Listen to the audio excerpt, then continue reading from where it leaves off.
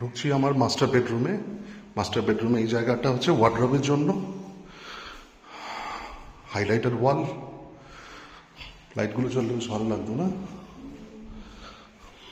সঙ্গে আমার টয়লেট, ছোট টয়লেট, তার সঙ্গে আমার লাইট জ্বলছে না ঠিক মতো, বড় টয়লেট।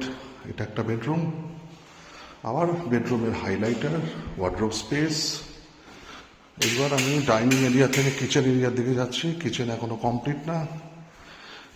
কিচেনটা আলোয় আলোকিত, প্রচুর আলো।